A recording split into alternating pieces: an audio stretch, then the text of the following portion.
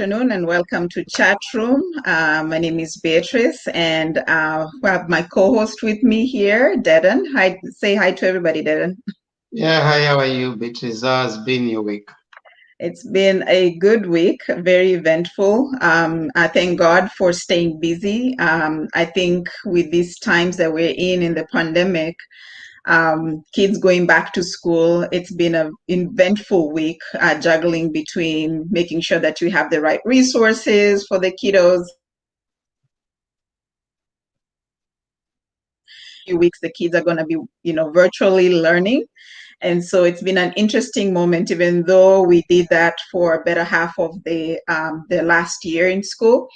It was a relearning moment for me. So I just want to thank God for giving me the energy, the patience that is needed as a parent and as a professional to be able to juggle life that way. Yeah, my week has been well too. A little quiet, normal stuff, but uh, interesting. Just Yes. come to, How was your week? yeah, my week has been okay, as I say. Uh, Very eventful, interesting, but again, here we are.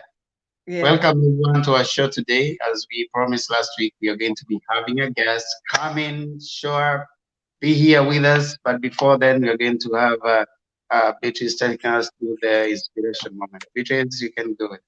Yes. As I always say on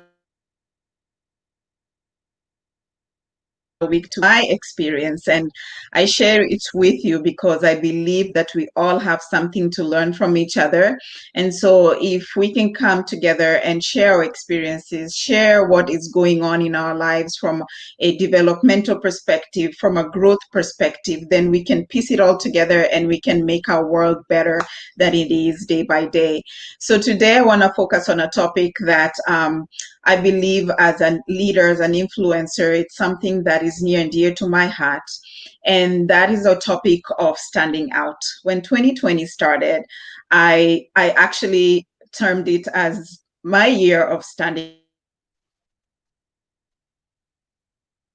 out, being able to assert myself in areas that I am not necessarily very good at or very comfortable in, but just taking a challenge for myself so that I can be able to navigate different areas that I want to learn from, or different people that I would like to be engage so that as I grow, then I'm able to retool or sharpen the skills that I'm not so good at, or identify with new skills even in areas that I am comfortable in.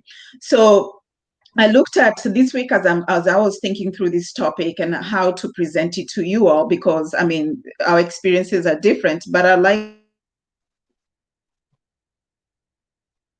familiar with. And I looked at a leader that, went through an experience in our lifetime where we probably, if it were anybody else that we did not relate with or could not relate with, we would have probably X them out from an influential person in our lives, and that's President Clinton.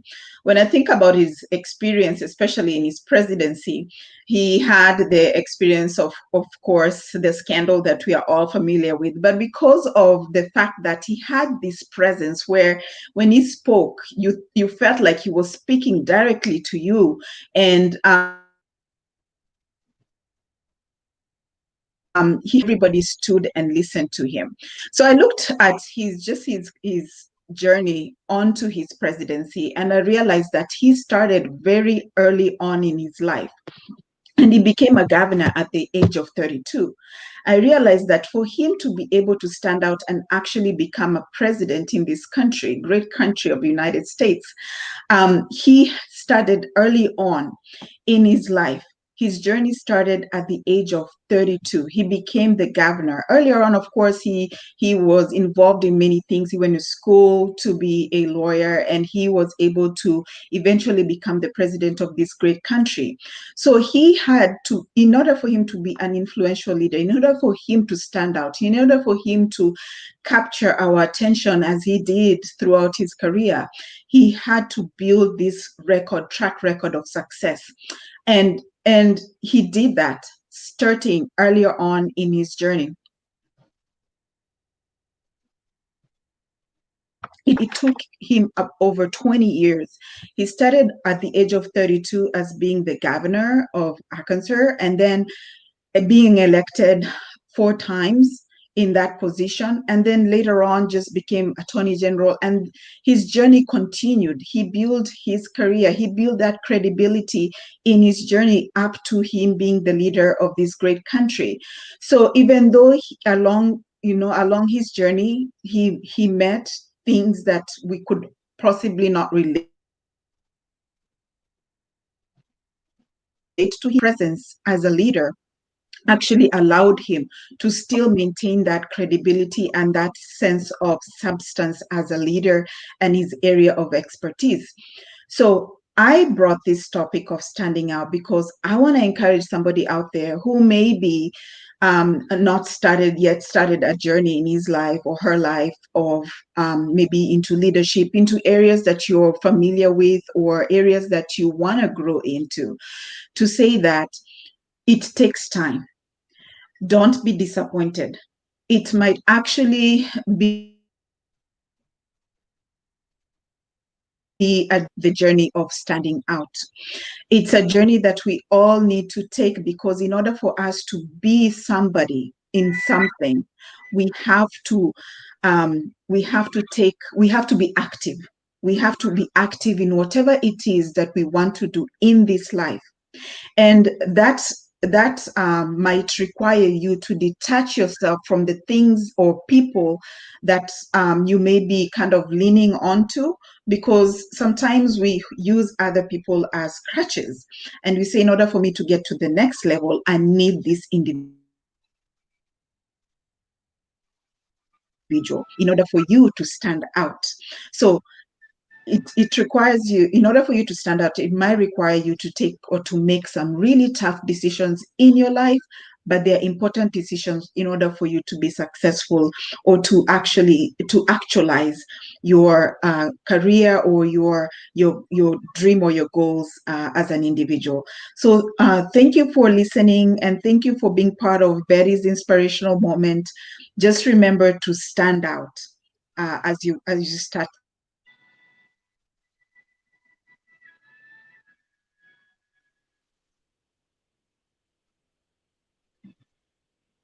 Thank you so much, Betty, for that. And I don't know, there's some delay in the I guess the internet. So there's sometimes I don't know, you're streaming.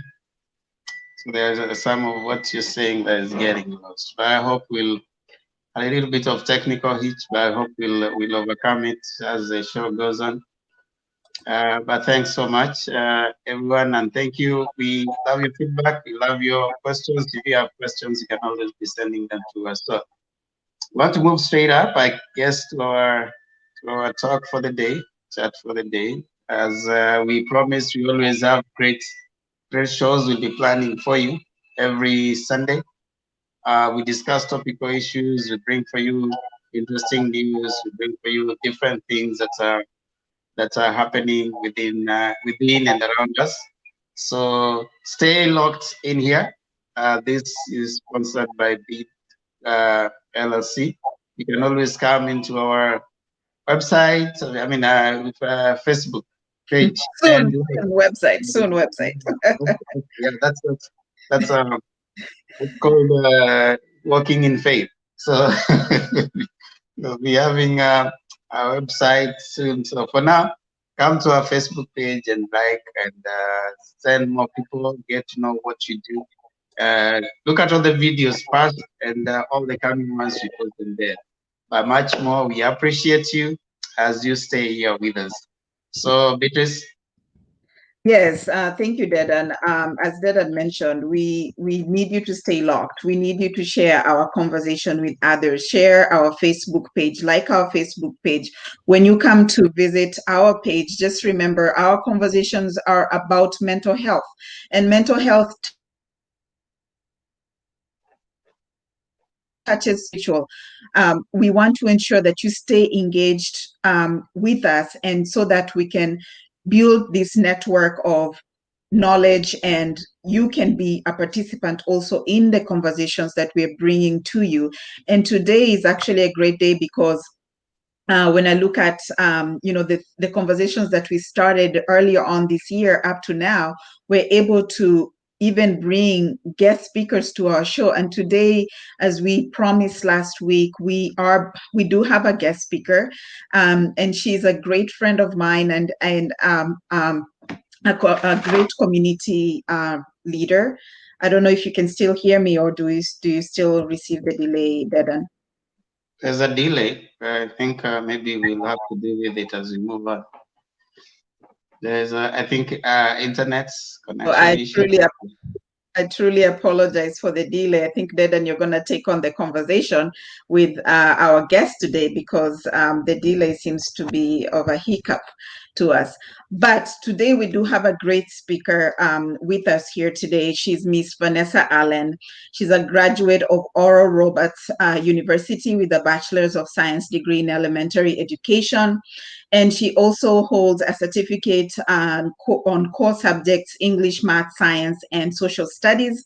And she's truly a great friend, not only to me, but also to other individuals that are close to me. And so when I saw the opportunity of just engaging her, all will relate with, because she is an educator. She has been in different platforms, different arenas where she has seen different levels or different grades, dealt with different grades of students. So today we wanted to bring her on because as we start our school year, we do know that it's not the normal school year. It is a school year that individuals are having to go, virtual learning in the first couple of weeks of the school. We're having to be not only parents, but also teachers at the same time. We have to take on more than we would normally do, experiencing it, so that we can have this conversation with you and be able to tap into her knowledge and be able to conversate and just continue with the conversation around how do we maintain wellness even during this time and as we start the school year. So without wasting time, I am going to bring on Miss Allen to our show. Hi, Miss Allen. How you doing? I'm good. Welcome. Thank you for joining us. And thank you for having me. I really appreciate it. Yes. So, Miss Allen, if you don't mind just giving us a little bit of introduction about yourself and, your experience as an educator. Well, I have been teaching for over 20 years from grades K through 12th, also helping students receive their GED and teaching some ESL classes for adults. That and 13, now 14 years of that has been within the classroom, you know, of grades 4th, 5th, 1st, and also now middle school. So Oh. yeah, it's pretty interesting. You've dealt with different age groups over time, which Yes, is which can be interesting, at the same time an experience that most people would not necessarily want to associate with, because we do know that those age groups all come with different opportunities, basically. yes. So just want to welcome you to our show. This is Chat Room. We are here every week on Sundays from 4 to 5 p.m.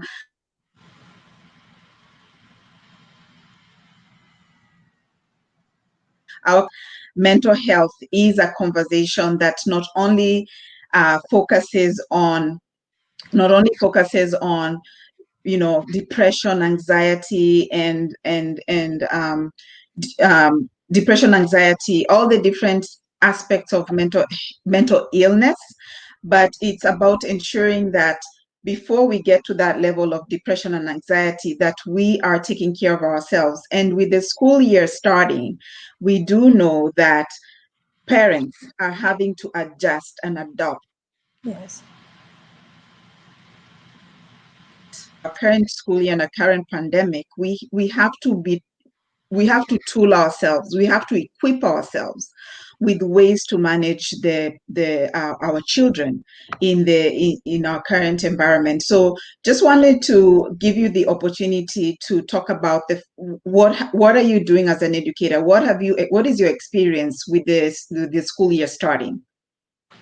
Well, of course, the year it is different because we kind of experienced it really from last year in March. Mhm. We went to virtual learning, and so that was our learning curve then. But now going back, um, virtual learning have been around before now, because there are some schools that do virtual learning.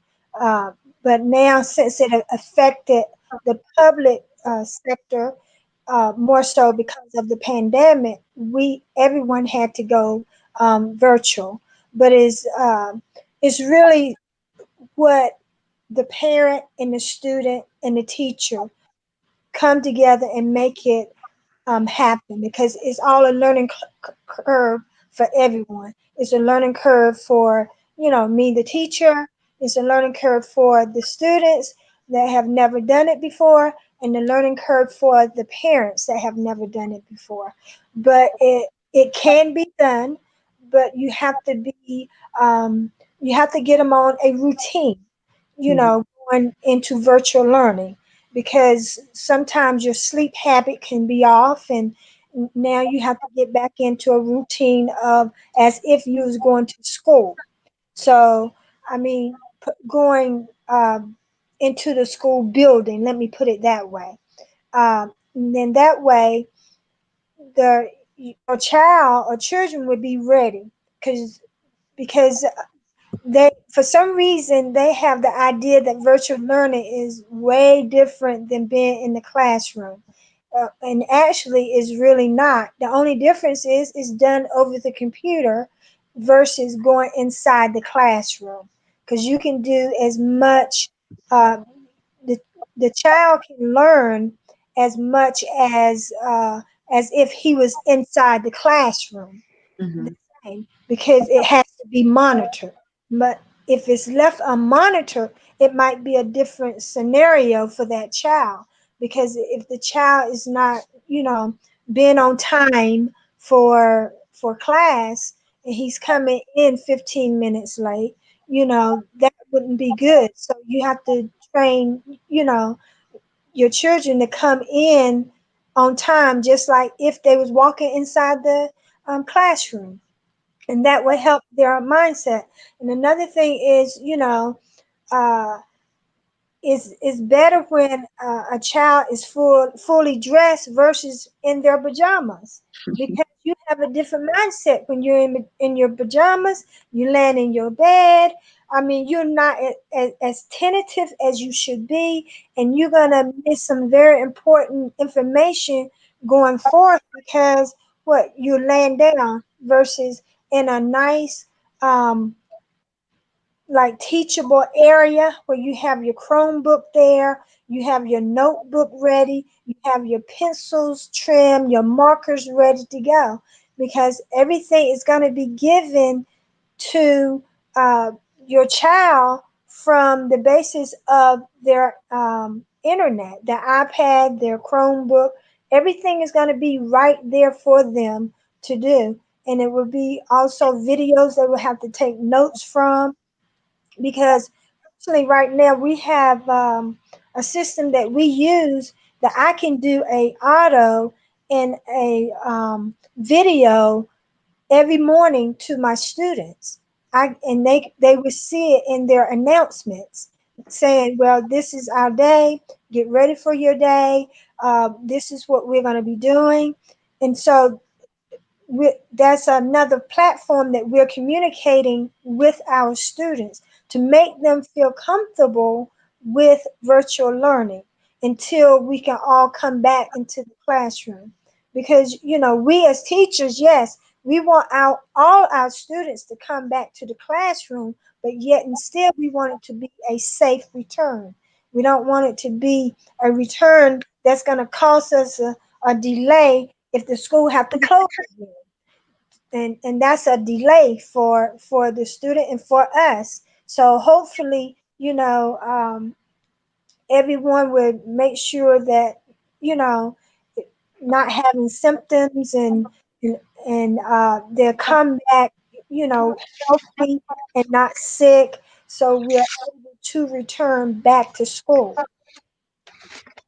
So if I may come in there, Miss Eva, what are some of the, as an experienced teacher, we have this thing that parents were used to dropping their children to school, then they would leave them to the teachers, and you're saying that the child may need a lot more structure at home with this virtual learning. So what are some of the challenges that parents would want to expect and live with, and what, in your view, they can do to go around that? Well, one thing is making sure that they are coming in to class in the Zoom on time, because when you have a delay of students coming in on Zoom, that means that's a delay of instruction being given out. So the adjustment is, getting up early as if you're going into the school building. That is going to really help the student. And that may, for the parent does not have to watch over the student, especially middle school age, but you want to check and make sure that they are doing their assignments. Because many students would say, yes, I'm doing my assignments, but no assignments are being turned in. And Mm. so how I deal with the situation is I communicate with the parent, and I tell the parent that, Johnny didn't turn in his assignment today. Is it something happening, that I should be aware of, that he's not turning in his assignments? So you the parent, it's going to be adjustment for the parents, because it has to be structured within the home whenever you're doing virtual learning. Like with the smaller ones, you may not can leave just alone until it may take that smaller child time to get adapted to getting on, Zoom, finding where this button is at and how to, go from this assignment to the next assignment versus a middle school. A child may be able to very tech savvy, know how to go from this, from this app that the teachers have for them to do. So on that end, it's just being vigilant with them, and sitting down asking them about how was their day, even though it's done virtually. Just sitting down asking them, what did you learn today? Tell me three things that you learned today, you know, and that will help the parents know, oh, my child is understanding, he is learning. And they can also ask, let me see the work that you worked on today. And they can show them, they can take them to the website, and they can see the assignments that are placed in the website for their child, and they can see the child's response. Personally, I'm big on, like, when I do different applications, like from Ed Puzzle or from quizzes, having the parents email, and then that way, whenever we do it, they get they will get the report of their child, how they did on that particular assignment. And so if there's any questions they have, then they can ask the teacher about the assignment. But I think many parents are nervous because it's something is that have really never been done before. Where they have now three children. If they have three children in the household, they have three that's doing virtual learning, Mm. and want to make sure that they are getting excellence in the virtual learning process. So Miss Allen. I think, as you mentioned, there's going to be a need for guidance, more so from the parent, because the child may be familiar with, let's say, for example, the environment that they use. So if, like, I'll talk for my school district, they use Seesaw. You may be familiar with how to navigate the system, but going in there and actually doing the work, the parents need to be familiarized with themselves with how, when the information is due, number one, what is required, and is the child meeting those progress in their education. Otherwise, if not, then the child may be falling behind within that grade or within that whatever subject that they're working on. So it's important for parents to familiarize themselves, number one, with the systems that are being utilized, and then secondly, on the content. Because as you mentioned, if a parent has three children in the house and they're all of different grades, those are three different, subjects, or three different grades that they have to familiar. What can we provide, or what can we tell most parents, first of all, on how to engage the child? Because I think one of the things that may come with them doing that, understanding the system, understanding the content, is frustration from the parents.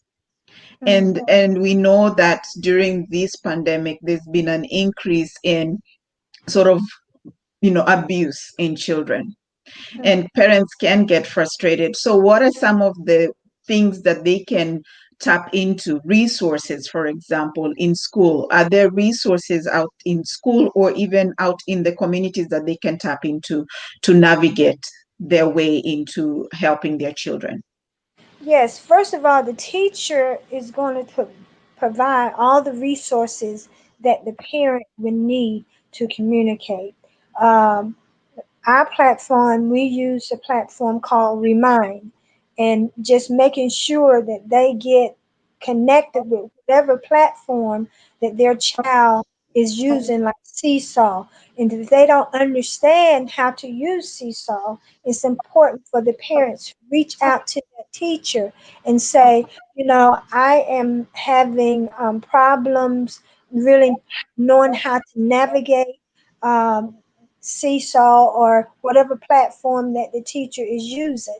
And that teacher is going to be available to the parent to make sure that they know how to go about navigating uh, those platforms, because communication is number one, is key to being successful at virtual learning. Because if there's no communication among the teacher and the parent and the student, it's going to make it very difficult. But we as teachers are doing everything that we know how to do to make sure that we are communicating with our parents on the different platforms that our school provide for us to communicate to them. And if they, like for instance, a teacher like myself, I would have Zooms with my parents to make sure that they're understanding the importance of what we are doing virtually and making sure that their child is being engaged as we're learning, because many times everything is right there on the website for the student. It's like being spelled out black and white for the student to do. So it's not going to be a bunch of, well, I don't know where to go. I don't know what to do. And the parent, the biggest thing that I can tell parents is just to be patient, because I, as a teacher, have to be patient with my students when they are navigating, trying to get to the different passwords that I have for them to get on the sites that I need for them to be on. So if they can be patient and if they feel themselves getting frustrated, that's when it's time to, say time out, go get a snack, go have a snack, go outside, maybe, walk around the block and then come back, so you don't feel that, because the child can pick up that frustration And when they pick up the frustration, then the child is going to get frustrated, and the parent is going to get more frustrated, and nothing's going to be accomplished then. So you have to know when to walk away. Mhm. Meaning, when do I need to take a break from this? When is it best for me to try to help my child navigate the apps that the teacher have required? And the big thing is for parents to reach out to the teacher when they do not understand, Mhm. because teachers are understanding and knowing that, some students may be more technical than other students, and some parents may be more technical than other parents. So you're going to have patience, and you're going to have to make sure that you're communicating with the teacher to make sure that the child can get to all the websites with no problem, and put in all the passwords, with no problem. So Mhm. it won't be a high level of frustration during this time, because really abuse is kind of rampant right now. So you're trying to cut down off, that segment, and the way that you can do it is just exercise patient, and then, walking, taking a breather, a time out, and Mhm. and coming back to it, and communicating. Make sure you're communicating with that teacher when you're Mhm. running into problems. Yeah. I think you also mentioned, at the end of the day, that parents actually sitting down with a child and having a conversation around how was your day, just taking that breather also, even, at the end, very helpful when I talk to my son before he jumps on to that 7:45 Zoom call, just to say, okay, today this is what's going to happen. Okay, let's talk, let's have a conversation, a 5-minute conversation before your day starts. And that has proven to be helpful. And he communicates back to me on where they are in class, because at his age, he's a third grader, they're doing the Zoom class, then they do their whatever is assigned to them for the day, and by midday he's done. So Right. the next time around that he has to get back, jump on into his Zoom class, is 2:45. So I have to be creative as a parent also to see how do I engage my child, or how do I make my child still have that understanding that this is school hours. Because in that moment, what my son wants to do, which is just, common with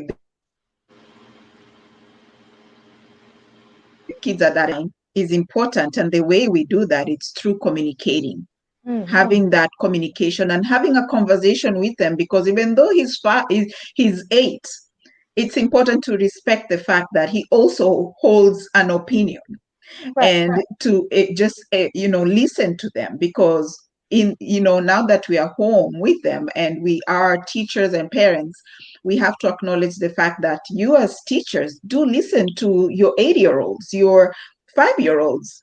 Can you speak a little bit about that, just giving your child the opportunity to express themselves? Because I think that's what most parents to know, that it's important to allow that to happen. Yeah, we're in growing leaders. So every leader that you know has a voice. And Mhm. so when your child is not given a voice, that means that you are stopping your child from being the best leader he or she can become. Because it's important for, even I as a teacher, listen to my students when they come, and I give them their voice platform to speak. And that's important because they too, like you said, have an opinion. Now, so we don't want to get in the habit of, you know, and sometimes as parents, you can do all the talking and not really listen. You feel like, I'm the mama or I'm the daddy, and you must listen to me and do what I say. Mhm. But in order to grow them as leaders, they need a voice where they can express themselves, and let talk to their parents, let those feelings come out, because we have a lot that's going on besides the pandemic. uh, many, major events have taken place since we have been out of school. And sometimes children will suppress those things. Mhm. They would not speak about it. And then one day they might they might explode, and you're wondering why. And Mhm. that because they wasn't able to express themselves later on, early on when it was happening. So Mhm. it's important that they sit down, and it may be a little awkward too. If you never did this with your child before, just listen to your child. It's gonna be like, wow, this is pretty different because I'm so used to saying ABC, and you go do what you need to do. And instead of now, we're sitting down, I'm listening to my Mhm. child because he may have concern how he feels and or what he feels about his learning or a personal situation. Because you want Mhm. to have that open ear that your child can come to you and express and tell you anything and not hide things from you. And Yes.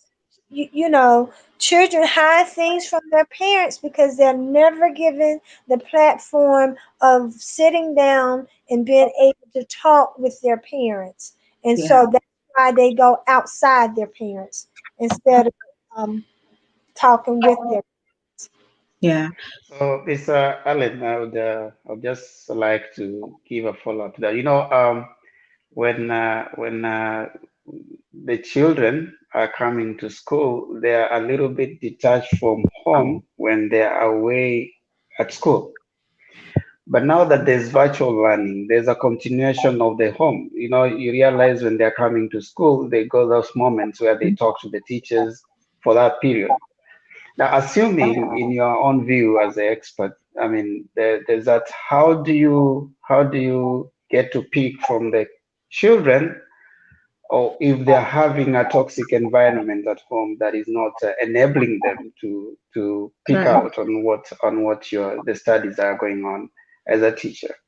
Well, we have counselors at school that we uh, can refer our students to, you know, and we have, and they have a good platform of getting the students to talk to them because sometimes they don't really feel comfortable talking with the teacher, and the teacher have to recognize that. A teacher should not overlook that, this child needs someone to talk to. The teacher, that's the teacher's job to say, oh, okay, let me call in a counselor, make an appointment for this child. So, and they do it too virtually. Counselors are available doing virtual teaching, Mhm. learning. So we make that appointment for them so they can feel comfortable to express themselves, you Mhm. know, without being judged or without getting in trouble, in other words, because we are here not only to educate the student, but we're here to develop them mentally during this time, which is very important because it can stop growth if mentally they are not they're not feeling the best about themselves. So we have to look for red flags with them whenever they come to us or whenever they're talking, because you can pick up red flags. They specifically don't have to tell you. You can, as a teacher, we all observe, we all look at our students and we observe them. We pay close attention to them. They're not just a number. They are a student in our classroom that is on their way of becoming leaders, and so we're trying to develop them. And even some leaders have hurts. We have to know how to help them through that process when they're hurting. Not saying that they won't be a good leader, but right now they saying I'm hurting and I need help. So we have to be able to recognize that and give them, all the help that we, can give them, and them feeling comfortable, because we want our students to, share with us. Is not sometimes it's difficult for them to share with their parents actually what they're feeling, you know. And sometimes just someone outside, just having that listening ear, because many times they do turn to their friends and share with them. Okay, and as a follow-up to that, do you therefore say that within the Zoom classes, as teachers, as a representative of the teachers, you'll be able to pick out the red flags that will be coming from the students, and kind of find a way of responding to it, because that will be one of the worry of the students and the parents. What would the students say? Like most parents, there are things probably happening at home, they would not want to share, and like you said, the parent is there with the child to kind of see what's going on. So if they you ask a student, how has your day been, and Mhm. then the student goes ahead to say that yesterday probably there was a fight or a quarrel between my parents, then Mhm. you see they'll be kind of a little held up from saying that. So I don't know what mechanism is it. Well, they have how can I put this? Because I mean, you know, uh, right now I see you, okay? And if I see that a student is coming on the Zoom late every day, I know something is going on in the household. He doesn't have to tell me something is going on in the household. I know something is going on. Why? Because he's coming late every day, okay? And now to help that student, to make him feel comfortable to express what's going on because he's coming late, every day. uh, it could be because I do phone calls with my students too, and not only phone calls, just checking in to see their well-being, just to see how they are doing, because it's difficult if they're in a like abusive type of situation, because um, I, I pray that it's not so severe where it's you can probably hear in the child's voice or something whenever they're speaking, or you can just pick it up the way that he's coming onto Zoom by body language. We all have body language, uh, and you can pick up things just being observant and stuff. And we do home visits too. So it's we have different forms of communications that we do. Just checking and making sure that the family got everything that they need. You know, Mhm. a lot of abuse happens is when you have both parents not working, or you don't have food in the house, or you know you don't have the money, adequate enough money to pay the bills and stuff.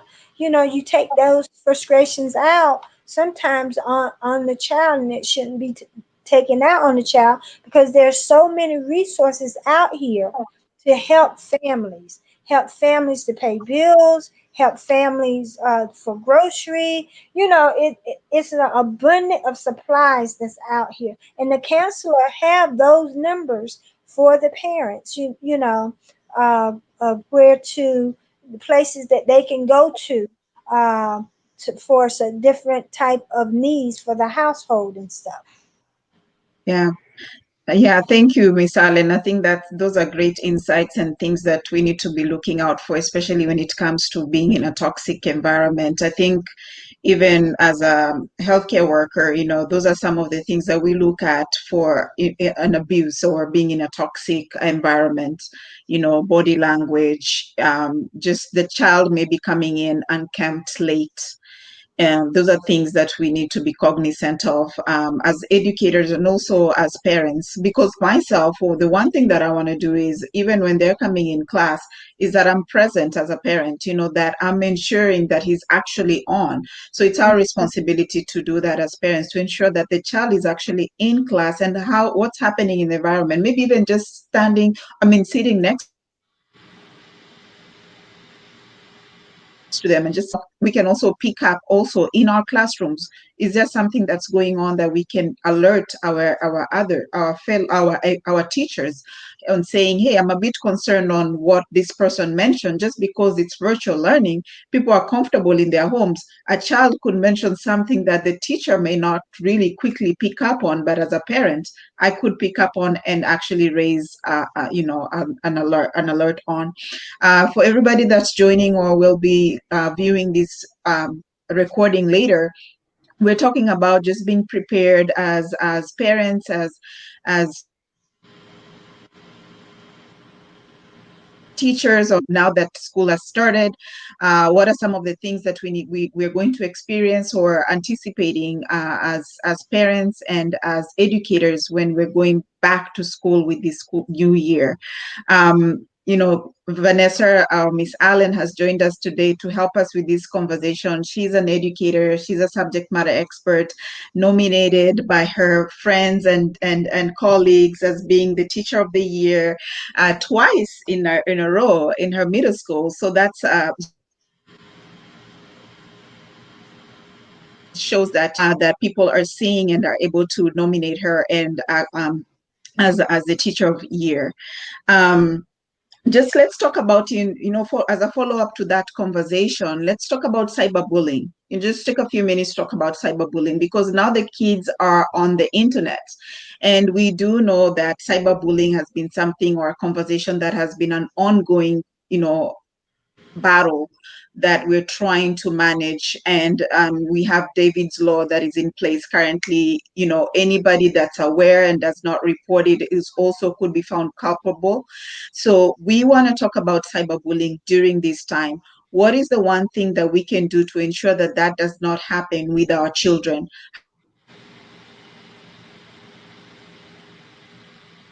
Have access to internet during their school period.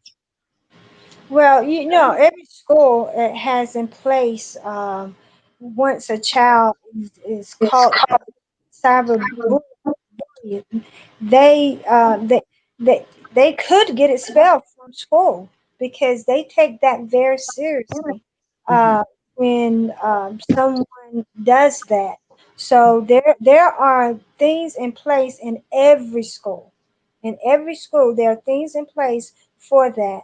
And if they get caught doing that, it's a very serious uh,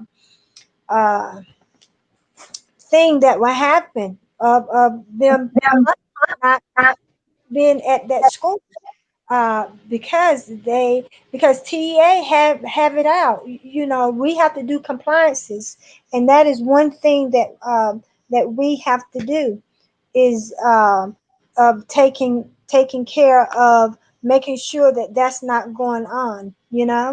So Mhm. I mean, it's very serious with the bullying. So take it serious. Many times students do report it, and we report it to our higher ups that we need to go to, and they take care of the business for us. So it's done quickly. It's not Mhm. done like in a delay. That's Mhm. something, because like I said, that's a part of our compliance training, is bullying. So in David's law, they have they just revised it, and it's just a good a, first time you do it, you don't have a second and third time. It's the first time that you do it, and which is good. Mhm. Yeah. Well, thank you. Thank you for that. And we truly want to thank you for your time today. We do know that you have a busy schedule, especially on a Sunday. That's when you kind of, and just relax before your week starts in with the school. but this is not the last time that we get to see you. So thank you for your time. We welcome you back again, and I'm sure that our viewers are looking forward to seeing you again. So thank you so much. I know you have to go, so we appreciate you today. Thank you, Miss Allen. And I just need to make one correction. I was teacher of the year for school for the first time at the school I'm here now, but I was teacher of the year 2 other times before teaching at this present school that I'm at. Okay. Oh, okay. Thank you for that correction. Congratulations again, and thanks so much for creating time to come over. God bless you. Okay, thank you. Thank you. Yes, thank you all for joining. As you heard it, we just want to ensure that you're well equipped with this new year. The parents, because we want to ensure, number one, as a parent, you're healthy, that even during this time with the pandemic and virtual learning, even though it's not a new concept, but it's new to most parents, especially in the public system, that you're ready for it, that you you practice things that we normally not necessarily see them as being things that we intentionally do, like patience, because our children do need that. They need us to be patient with them as they are navigating the system, as they're understanding the new world, the new. We need to be patient as parents, and we also need to provide them the opportunity to express themselves back to us when that opportunity presents itself. So, Dedan, do you have anything else to add? No, so much. We appreciate the viewers, and thank you so much. At least you have gotten insights, and we hope that we'll have more of that as the show goes on. Thank you so much for joining us, and really appreciate your company. See you again next week from 4 to 5 Central Standard Time. We really appreciate everything. Give us feedback as much as you can, and tell us where you think we can improve. Yeah, it is always our desire to meet your needs, and your feedback is very important. As they always say, your wish is a command. Tell us what you want, and we will deliver it. We will deliver Whom it. you want here, we are going to bring the people, and of course, different guests are going to be coming as time goes by. Thank you so much, Beatrice here. Yeah, and I just want to highlight something, that we are on YouTube now. And in fact, today's show is live on YouTube as well. So, you can find us, Bid Solutions Group, on YouTube. And we are broadcasting live on YouTube as well. And we'll be having additional content outside of just our chat room show. Look us up, subscribe to our channel, and you'll be able to find additional content there as well as we move forward. So thank you for your time. I know we're ending early today, but it is, we do want you to actually take this opportunity to reflect upon the conversation that we had today, to truly, implement it in your home and ensure that you are taking care of yourself so that your children get to experience a well-rounded parent, mother, father, and that our children get to be who they want to be in this life. So thank you so much for joining us. See you next Sunday, and we're looking forward to more conversation. Like our page, we will be sharing with you what's coming up on our next show. So like our page, visit our page throughout the week. We will be sharing information as we go throughout the week and on what's to come. So thank you so much. Thank you. Bye, everyone. Bye.